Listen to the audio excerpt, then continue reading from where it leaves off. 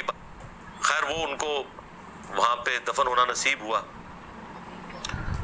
یہاں پبلک میں انہوں نے مشہور کیا ہوا ہے کہ وہ حضرت ابو بکر کی جب دفن ہونے کی باری آئی تو وہ میت کو سامنے رکھا گیا تو خود بخود کنڈی کھل گئی اور اندر سے آواز آئی کہ حبیب کو حبیب سے ملا دو. سیدہ صدیقہ مطلب یہی وصیت کی تھی کہ میرا جنازہ پڑھ کے پھر حضور کے سامنے لے جانا اور سلام عرض کرنا. اجازت مل جائے تو قدموں میں دفن کر دینا ورنہ جنت البقیع میں. تو حضرت علی المرتضیٰ اور حضرت انس روایت کرتے ہیں کہ ایسا ہی ہوا کہ ہم نے جنازہ اٹھایا, پڑھا اور پھر حضور کے مواجہ انور کے سامنے رکھ دیا. اے اللہ کے پیارے محبوب صلی اللہ علیہ وسلم, یہ ابو بکر ہیں, آپ سے اجازت طلب کرتے ہیں, آپ کی قربت میں دفن ہونے کا شوق ہے, ہمیں کیا حکم ہے. تو اس وقت حجرہ عائشہ تھا, یہ گنبد خضرا نہیں بنا ہوا تھا, صرف حجرہ تھا اور اس کو تالا لگا تھا, چابی حضرت عائشہ کے پاس ہوا کرتی تھی رضی اللہ تعالی عنہ. تو پھر کیا ہوا کہ وہ تالا خود بخود کھلا, پھر کنڈی بھی خود بخود کھلی, اور پھر جو دروازہ تھا وہ خود بخود کھلا اور اندر سے آواز آئی اوصل الحبیب الی الحبیب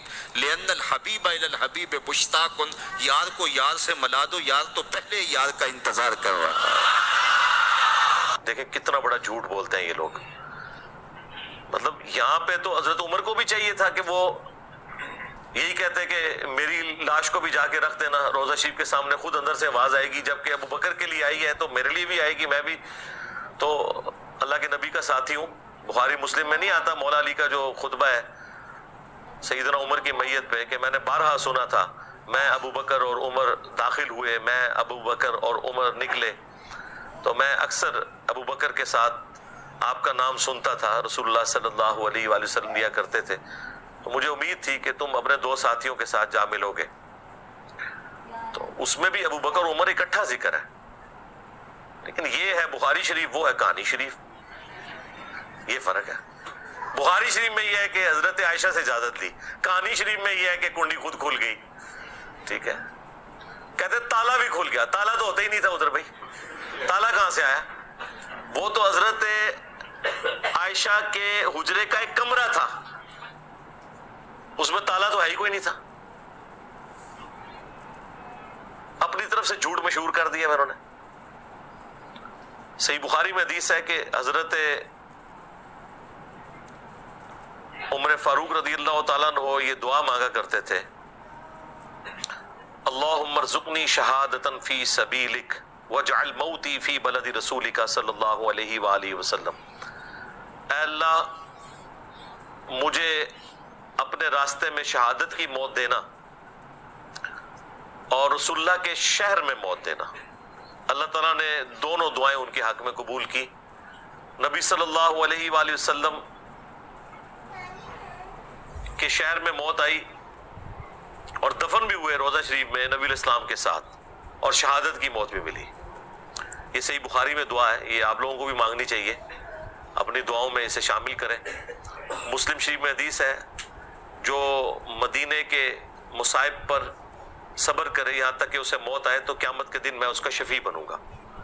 اور جامع ترمذی میں حدیث ہے کہ ہو سکے تو مدینے میں مرو, جو مدینے میں مرے گا میں اس کی شفاعت کروں گا. تو یعنی اسی لیے کئی صحابہ تابعین اور محدثین مدینہ شریف چھوڑ کے باہر نہیں جاتے تھے تاکہ انہیں مدینے میں موت آئے. نبی الاسلام کی طرف سے اسپیشلی ایک پروٹوکول والی چیز ہے یہ. لیکن یہ اسی صورت میں ہے کہ جب وہ بزرگ اور بابا آپ کے فرقے کا ہو. ہاں, کیونکہ شیخ زکریا کاندلوی جنہوں نے فضائل اعمال لکھی ہے وہ بھی بقیع غرقد قبرستان میں دفن ہے مدینہ شریف میں. کسی بریلوی سے منوا کے بتائے, وہ کہیں گے مردود ہے. اور الیاس قادری صاحب کے جو پیر ہیں ضیاء الدین مدنی, وہ بھی بقیع غرقد قبرستان میں دفن ہے. آپ کسی سے منوا کے بتائیں.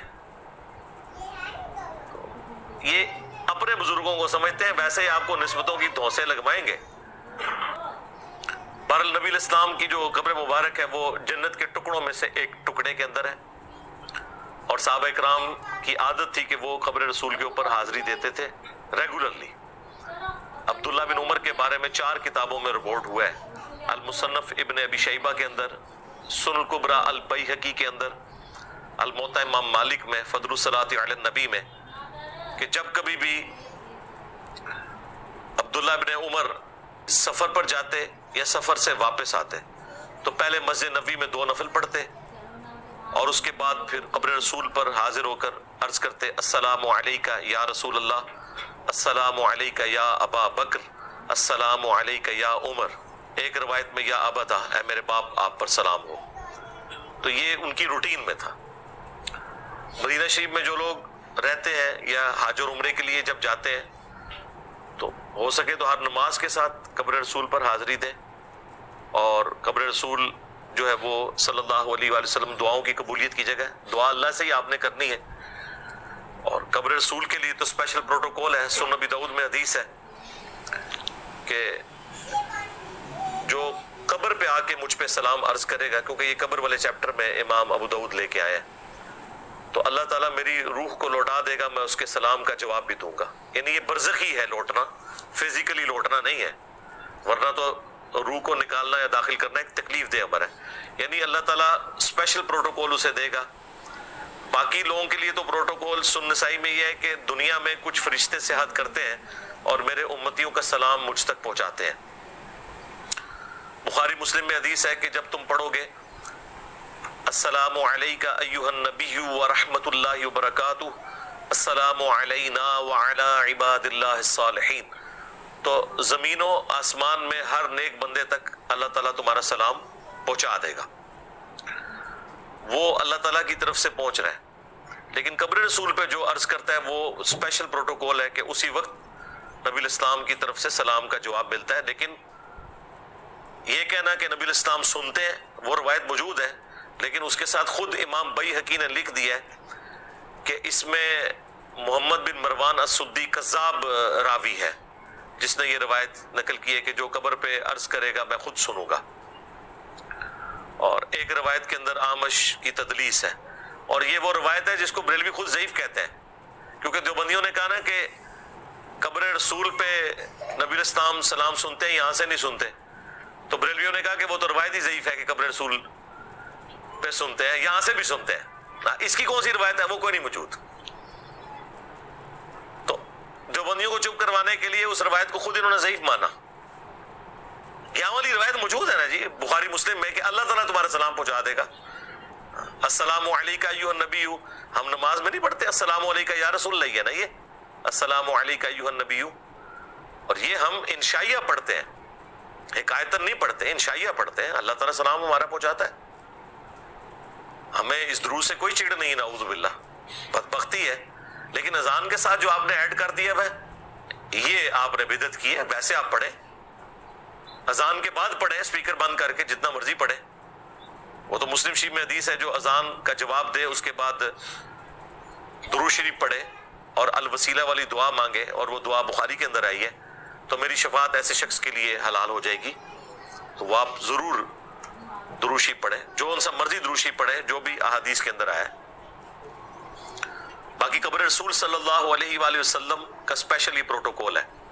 ایک اور حدیث ہے ابو داؤد کے اندر کہ میری قبر پہ میلہ نہ لگا لینا، تم دنیا کے کسی بھی حصے میں درود پڑھو گے نا اللہ تمہارا درود مجھ تک پہنچا دے گا۔ اللہم صلی علی محمد وعلی آل محمد، یعنی درود کے لیے بھی میلہ نہیں لگانا قبر کے اوپر۔ تو قبر رسول صلی اللہ علیہ وآلہ وسلم کا پروٹوکول ہے۔ یہ سعودی حکومت سے پہلے سلطنت عثمانیہ کے دور میں باقاعدہ یہ محفلیں نعتیں ہوتی تھی وہاں پہ روضہ شریف کے سامنے۔ ابھی بھی یہ بعض اوقات کبھی جوش میں آتے ہیں تو اونچی اونچی آواز میں صلاۃ والسلام پڑھنا شروع کر دیتے ہیں، یہ بھی قبر رسول کی توہین ہے، ذہن میں رکھیے گا۔ وہاں پہ آپ اپنی آواز کو آج بھی بلند نہیں کر سکتے۔ آج بھی جالی شریف کے اوپر جو 3 پورشن بنے ہوئے ہیں نا، جو سینٹر والا پورشن ہے جس کے نیچے وہ 3 قبریں ہیں، بیک سائڈ کے اوپر گنبد خضرا کے نیچے، وہاں پہ وہی آیت لکھی ہوئی ہے، لا ترفعوا اصواتکم فوق صوت النبی یا ایھا الذین آمنوا لا ترفعوا اصواتکم فوق صوت النبی، اے ایمان والو اپنی آواز کو نبی الاسلام کی آواز سے بلند نہ کرو ورنہ تمہارے اعمال برباد کر دیے جائیں گے اور تمہیں خبر بھی نہیں ہوگی۔ اور جو باب السلام والی سائڈ سے پہلا پورشن جو جالیوں کا آتا ہے اس پہ لکھی ہوئی ہے وہ آیت، ان الذین یغضون اصواتهم عند رسول اللہ، بے شک وہ لوگ جو اپنی آوازوں کو رسول اللہ کے حضور پست رکھتے ہیں اللہ نے ان کے دلوں کو تقوی کے لیے چن لیا، اور جو باب جبریل سائڈ کے اوپر، یعنی وہ درمیانہ پورشن کراس کر کے اینڈ پہ جو تیسری جالی ہے اس کے اوپر وہ آیت لکھی ہوئی ہے، ما کان محمد ابا احد من رجالکم ولکن رسول اللہ و خاتم النبیین، ختم نبوت والی آیت۔ تو روزہ شریف پہ یہ آیات آج بھی لکھی ہوئی ہیں۔ ایون جو سعودیہ کے جو مفتی اعظم نے وہاں سے کتاب جو قبر رسول پہ حاضری کے طریقے والی ملتی ہے نا، جو فری بھی وہ دیتے ہیں، اس میں باقاعدہ لکھا ہوا ہے کہ نبی علیہ السلام اپنی وفات کے بعد بھی اسی طریقے سے قابل احترام ہے جس طرح اپنی مبارک زندگی میں، لہذا قبر رسول کے پاس بھی آواز اونچی کرنا اعمال کو برباد کرنا ہے۔ تو یہ بڑی احتیاط کی ضرورت ہے اس معاملے میں۔